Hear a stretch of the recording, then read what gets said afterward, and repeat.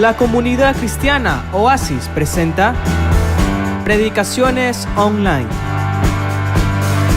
Escucha la palabra de Dios y sigue transformando tu manera de pensar. Martín Lutero empezó a experimentar y a declarar que castillo fuerte es nuestro Dios. ¿Cuántos de nosotros podemos decir lo mismo? Castillo fuerte es nuestro Dios. Él pelea por nosotros, Él pelea con nosotros. Amén. Si Dios con nosotros, ¿quién contra nosotros? Dice la Escritura. A continuación vamos a escuchar las 5 solas. Vuelvo a repetir, cuando hablamos de sola, es decir, lo que Martín Lutero empezó a expresar. Las 95 tesis las vamos a sintetizar en 5 declaraciones de manera precisa. Voy a llamar a nuestro querido pastor Antonio, que va a empezar a rápidamente disertar la primera sola, que es solo escritura o solo las escrituras. ¿Está aquí el pastor? Ok.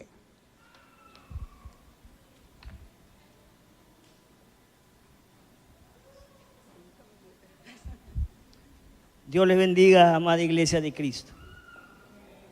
Bueno, Dios les bendiga. Amén. ¿Que se asustaron porque vienen? No, tranquilo.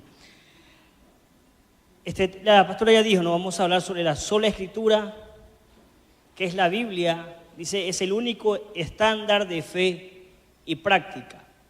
La doctrina que la Biblia es por sí sola la autoridad suprema fue el principio formal de la Reforma.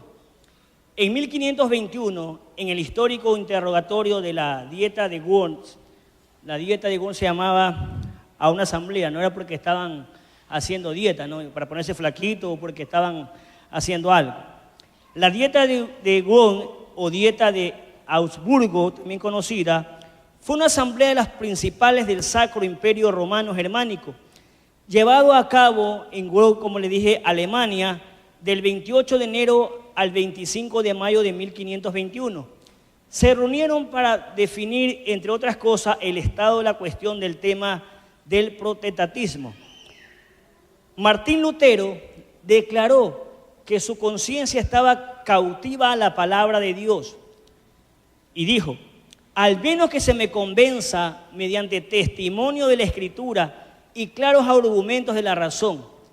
Dijo, porque no le creo ni al Papa ni a los concilios, ya que han demostrado que a menudo han errado y se contradicen entre ellos.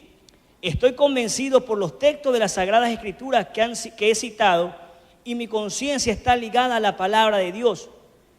Del mismo modo, la Confesión de Bélgica estableció, creemos que esta Santa Escritura contiene de un modo completo la voluntad de Dios y que todo lo que el hombre está obligado a creer para ser salvo se enseña suficientemente en ella. ¿Cuántos lo creen? Sabemos que la palabra es la que nos convence y nos redarguye de pecado. La palabra es la que nos dice si estamos haciendo bien o estamos haciendo mal. Y es la que, gracias a Dios, que ahora tenemos luz que nos ha hecho corregir nuestras vidas. Tampoco está permitido igualar los escritos de ningún hombre, a pesar de los santos que hayan sido con las divinas escrituras, ni las costumbres con la verdad de Dios, pues la verdad está sobre todas las cosas. Ni el gran número, antigüedad y sucesión de edades o de personas, ni los concilios, decretos o resoluciones, porque todos los hombres son de suyos mentirosos, decía él, y más vanos que la misma vanidad. Por tanto, rechazamos de todo corazón lo que no concuerda con esta regla infalible. Es decir, la Biblia, todos sabemos que no falla. Todo lo que está escrito tiene que cumplirse. Jesús dijo, no, la tierra y el cielo y la tierra pasarán, pero mis palabras no pasarán. Todo debe de cumplirse. En 2 Timoteo 3, 16 al 17 nos dice que toda la escritura es inspirada por Dios y útil para enseñar, para redarguir, para corregir, para instruir en justicia, a fin de que el hombre de Dios sea perfecto, enteramente preparado para toda buena obra. Cuando la palabra hablaba de inspirar, significaba que tiene el soplo de Dios.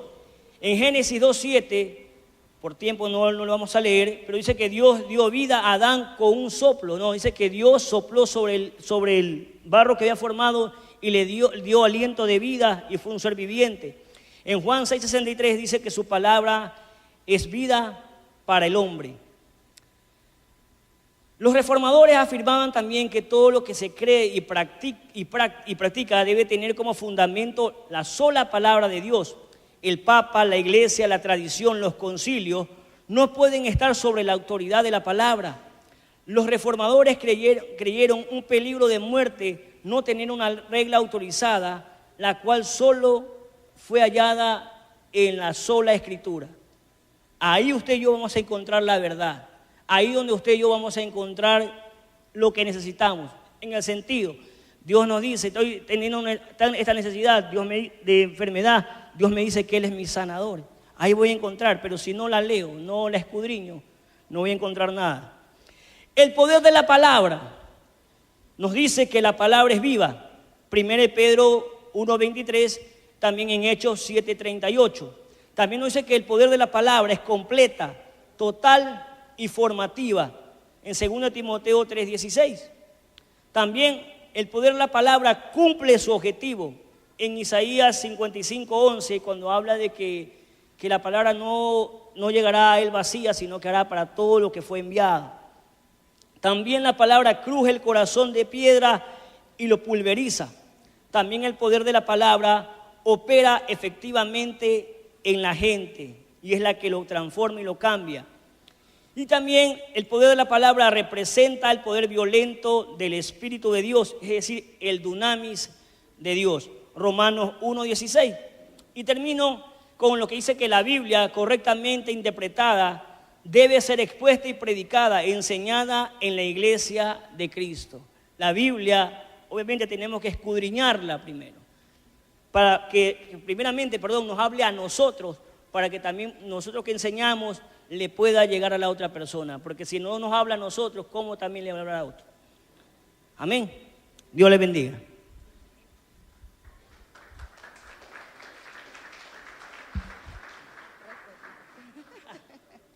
Muy bien, vamos a la segunda sola, que es solo fe. Vamos a llamar a nuestro hermano Gabriel Barragán, él va a estar disertando esta segunda sola.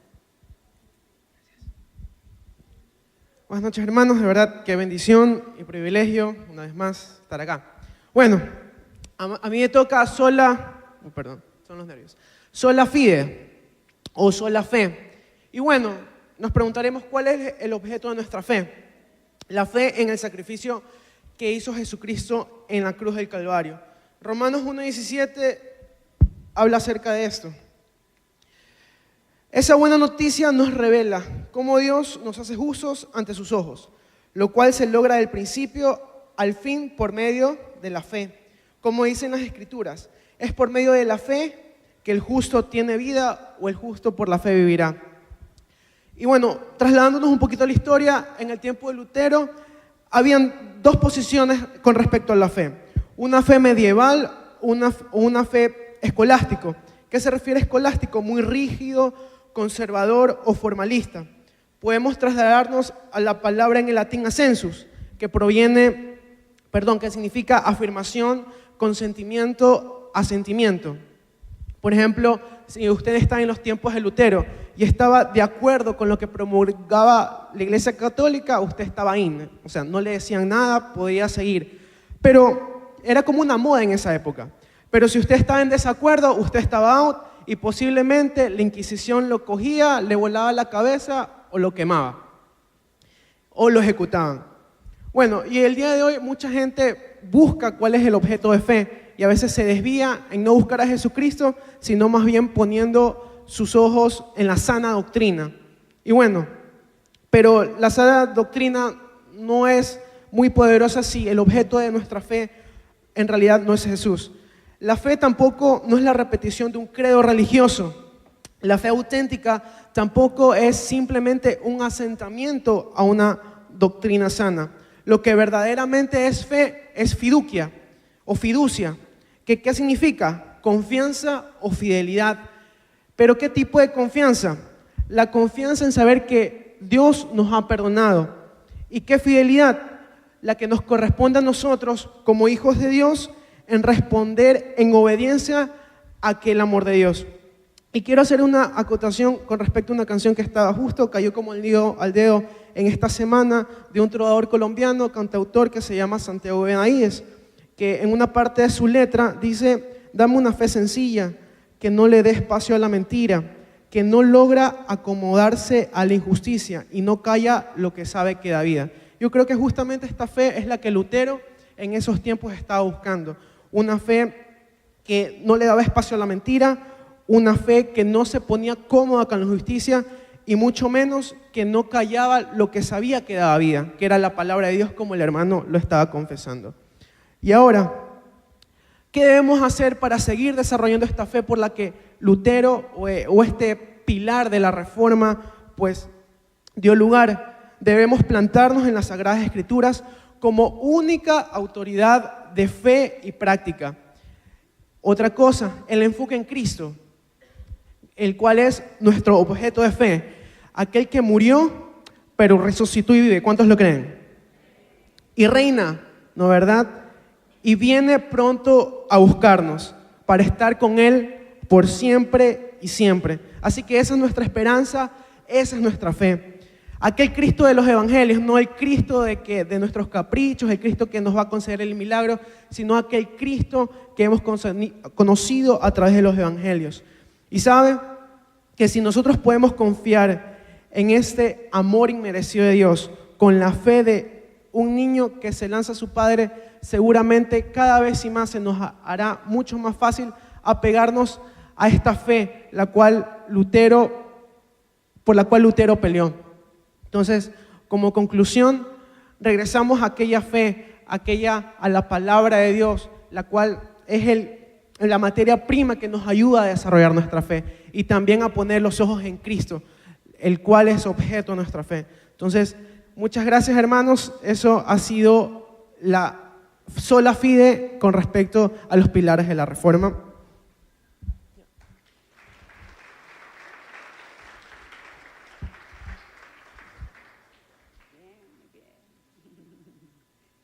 Y veamos la tercera sola. Sola gratia. ¿Está ahí? O solo por gracia. Cuando estamos hablando de sola fide, es en latín sola fe, o sola gratia, que es solo por gracia, ¿verdad?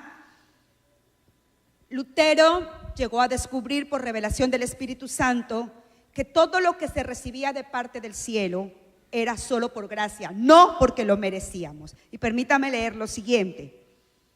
La gracia solo puede disfrutar la gente indigna. Esto es la esencia del Evangelio, porque por gracia soy salvo, no por obra, para que nadie se gloríe. Lo dice el libro de Efesios capítulo 2, versículo 8-9. Por la exaltación de esa gracia, que es lo único que ha movido a Dios a salvar a los pecadores, los protestantes abandonaron la confianza en sí mismos y en las promesas de las doctrinas romanas. No hay obra humana que pueda ser base de salvación. No hay método, no hay técnica, no hay estrategia que pueda transformar al hombre. La fe que salva no puede ser producida por el corazón humano. Dios concede la gracia en nuestro corazón. No somos nosotros los humanos los que producimos esa fe. En su inmensa gracia Dios produce esa fe para poder creer en Cristo Jesús.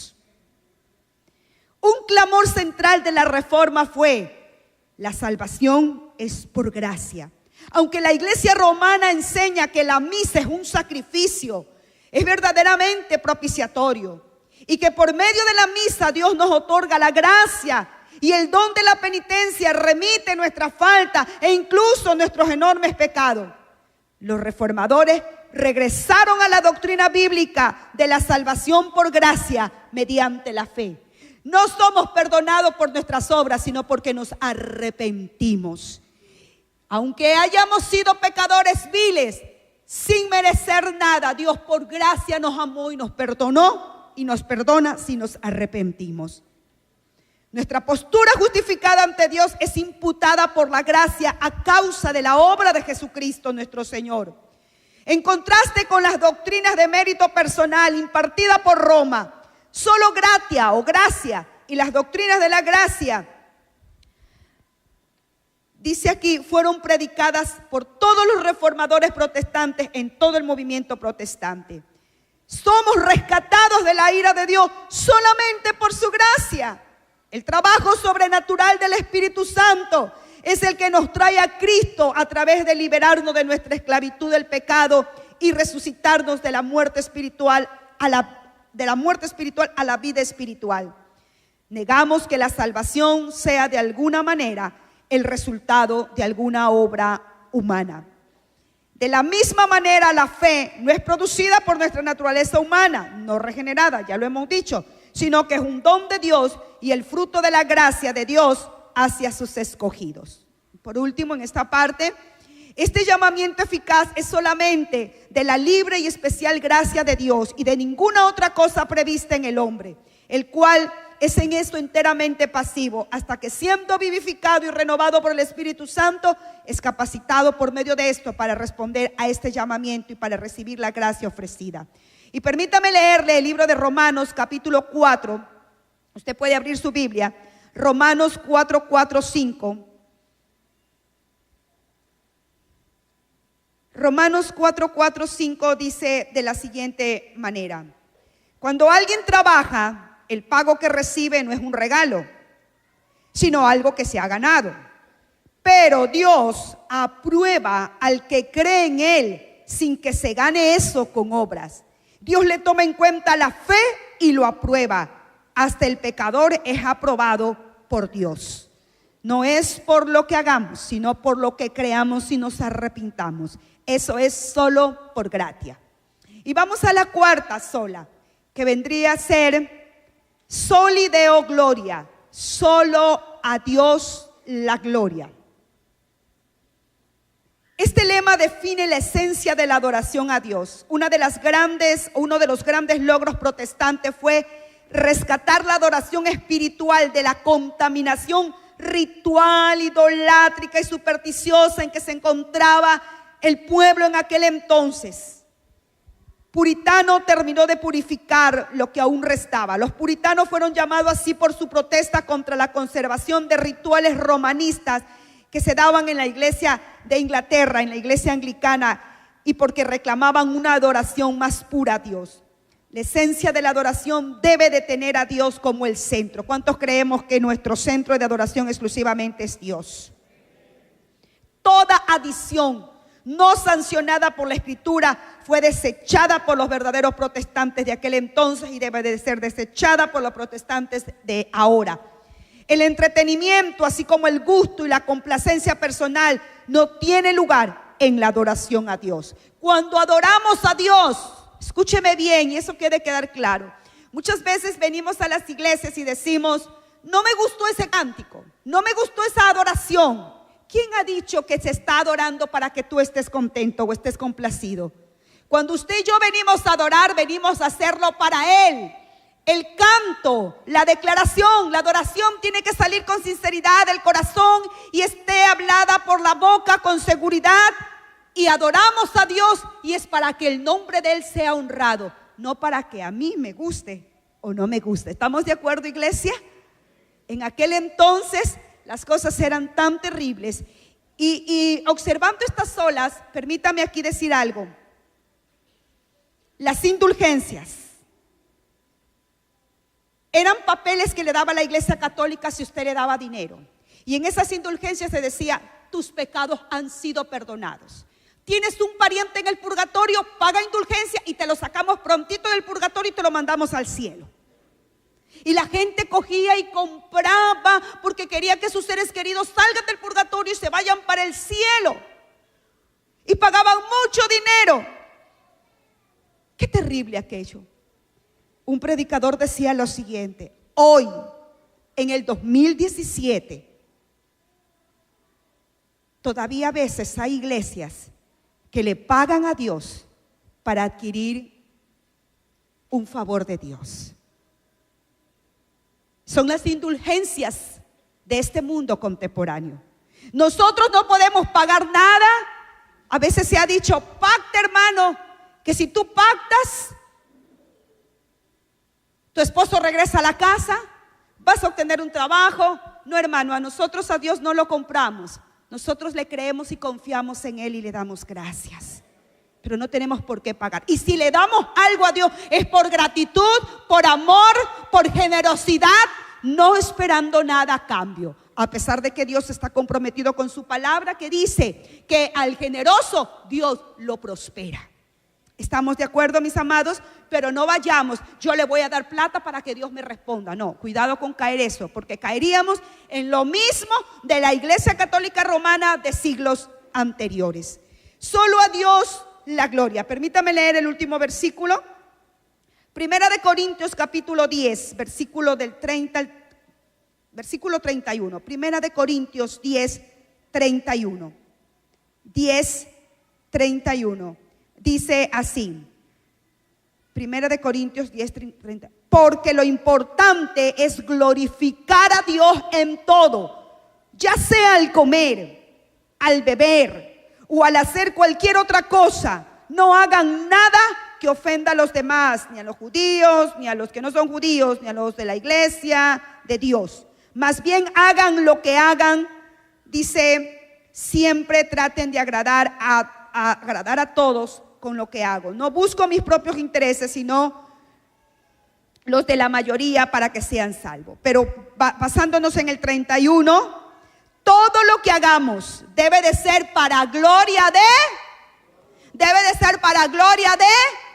escucha hermano, que quede bien clarito esto. Todo lo que hagamos, aun si comemos, aun si bebemos, aun si hacemos un trabajo secular, físico, hacemos un trabajo espiritual, servimos al prójimo, todo debe de ser para gloria de Él, no para vanagloria mía. Amén, iglesia. Usted y yo no podemos hacer algo para que la gratificación sea para mí o la alabanza sea para mí, para que me diga qué lindo que hizo, que le felicito, que usted hace esto hermoso. No, la gloria no es para nosotros, la gloria es absolutamente para Dios. De nosotros es la bendición, porque cuando alguien te está alabando, lo que te está inflando es el ego, lo que te está inflando es el yo, y eso es demasiado peligroso, porque el ego y el yo debe de menguar y Cristo debe de crecer en nosotros. Amén, mis amados. Y vamos a mirar la última sola, que es solo Cristo. Vamos a llamar a nuestro hermano Joel, que tiene a cargo esta sola. Hola, Oasis. Abra su Biblia conmigo en Hechos 14:12, la cita que comenzamos leyendo en esta reunión. Hechos 14:12. Cuando lo tenga,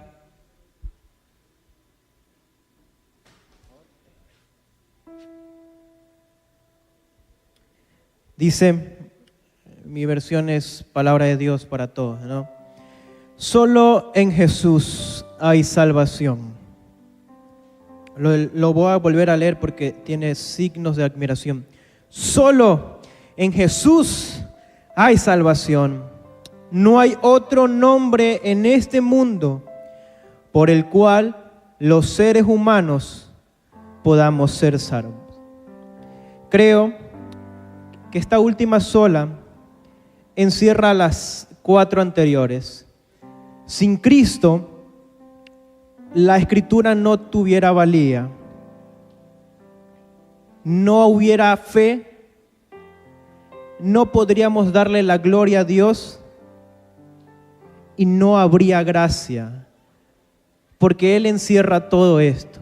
Él nos dio, por medio de su salvación, por medio de su muerte y crucifixión y resurrección, la gracia que no merecíamos. Dice Hechos 2:22, si solo usted me escucha, y todo aquel que invocare el nombre del Señor será salvo. El famoso Juan 3:16, porque de tal manera Dios amó al mundo y dio a su Hijo unigénito. ¿Quién es el Hijo unigénito de Dios? Jesús el Cristo, para que todo aquel que en Él crea no se pierda, mas tenga vida eterna. Hechos 16:31 nos dice, ellos dijeron, cree en el Señor Jesucristo y serás salvo tú y tu casa. Hace 500 años atrás querían distorsionar el mensaje que Cristo Jesús ya había dejado en su escritura. Y oh sorpresa, cuando leía y reflexionaba en esta historia, hace muchos años, casi unos 15 años había escuchado, vi una película acerca de eso y me interesó el tema. Y se ve cómo las indulgencias van y vienen y compras tu salvación, lo cual, si usted está consciente que la salvación usted la recibió por gracia, porque no la merecíamos. ¿Y quién nos dio esa salvación? Fue Cristo Jesús. Solus Christus dice, la salvación se encuentra solo en Cristo, excluyendo así todo otro camino, se llame en ese tiempo papa, indulgencias, otras cosas que usted pueda mencionar. Excluyendo así todo otro camino para llegar a formar, llegar a otro camino para llegar a Dios, que lo dice Hechos 4:12. Solo en Jesús hay salvación. El mensaje del Evangelio no tendría valía si Cristo no fuera el personaje principal de este. Por eso es la necesidad, iglesia, que usted pueda conocer a Cristo, porque conociendo a Cristo puedes tener fe, entiendes la gracia, das gloria a Dios y entiendes la Escritura. En este momento, si tú nos visitas por primera vez, bueno, levánteme la mano, ¿quién nos visita por primera vez que no haya escuchado el mensaje de salvación? Bienvenido. ¿Alguien más? Yo expongo en esta noche, así como Lutero expuso sus tesis. No hay otro camino, no hay religión, no hay ningún otro camino que nos pueda llevar a Dios Padre, lo dijo Juan 14. El único camino, la única verdad y la única vida solo la podemos encontrar en Cristo Jesús. Y yo le invito en esta noche, los que no han recibido a Cristo como Señor y Salvador, que puedan tener la mayor bendición, que es poder aceptar a Cristo en nuestros corazones. Y le voy a pedir a la iglesia que se ponga de pie. Póngase de pie un momento ya. Con esto estamos terminando. Gracias a Dios, mañana son días festivos y puede descansar un poco más con su familia. Pero hoy le invito a usted, al que no conoce de Cristo y que ha venido por primera vez, o el que tal vez ha venido algunas veces y dicen, he venido pero no he entendido mucho de ese Cristo. Bueno, ese Cristo han pasado más de 2000 años y aún su palabra nos sigue hablando. Y te invita a ti, amigo, persona que nos visita por primera vez, que puedas conocer. Cierre sus ojos. Y hago este llamado para las personas que vienen por primera vez o no han recibido a Cristo y ya vienen algunos miércoles y domingos, ya han venido acá. Te llamo a que puedas hacer parte no de este clan, no de esta religión más, sino de este maravilloso reino que se llama el reino de Dios. Iglesia, si usted ya recibió a Cristo en su corazón, dele gracias, porque esto no hubiera sido posible si no fuera por su gracia y perdón. Y vuelvo a invitar a mis amigos, a las personas que nos visitan por primera vez.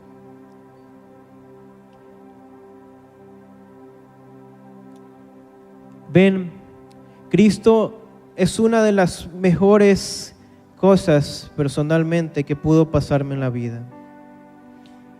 Y te pueden dar fiel testimonio cada uno de los que están aquí y alzan sus manos y dicen gracias Dios. Pueden decirte que es lo mejor que nos ha pasado en la vida. Así que si no has recibido a Cristo, una vez más, te invito a que pases aquí. No voy a hacer muy largo este llamado, porque aquí tampoco es de obligar a nadie. Es la convicción que te da la Escritura, la palabra de Dios, para poder creer en Cristo. Gracias, Señor, por esta noche. Sé que tu palabra es sembrada, sé que tu palabra es expuesta, y frente a esta nadie puede quedar inocente cuando se les pone. Creemos, y qué tal si usted me acompaña en esta oración reiterando nuestro credo, reiterando nuestra creencia en el Salvador del mundo. Repita conmigo: Señor Jesús, gracias por tu sacrificio. Gracias por la palabra que dejaste. Hemos creído frente a todas las circunstancias que tú moriste en la cruz, resucitaste y nos diste vida eterna. Y no hay nadie más que no sea solamente tú que nos permite llegar al Padre. Confieso con mi boca que Cristo es el Señor y que la muerte no lo venció, el pecado no lo venció, más bien Él vive por los siglos de los siglos. Gracias, Señor, por esta noche. Gracias por tu palabra que es expuesta frente a todo, y frente a esta nada puede quedar cubierto, Señor. Gracias, Dios, por darnos a Cristo, nuestra fe, nuestra esperanza, lo que predicamos, lo que profesamos. Y si tiene que costarnos la vida, Señor, como dice el versículo, si tú diste la vida por todos, todos debemos dar la vida por ti. Ayúdanos a que esta fe sea afianzada cada día en nuestros corazones, y esta convicción nos la llevemos hasta el último día, que puedan ver nuestros ojos la luz del día, Señor. En el nombre de Jesús. Amén. Muchas gracias por escuchar esta predicación. Si fue de bendición para tu vida, por favor, comparte este mensaje a tus amigos y hermanos. También te invitamos a que te suscribas a nuestro canal en YouTube. Encuéntranos como CCE O Media y síguenos en nuestras redes sociales como CCE Oasis.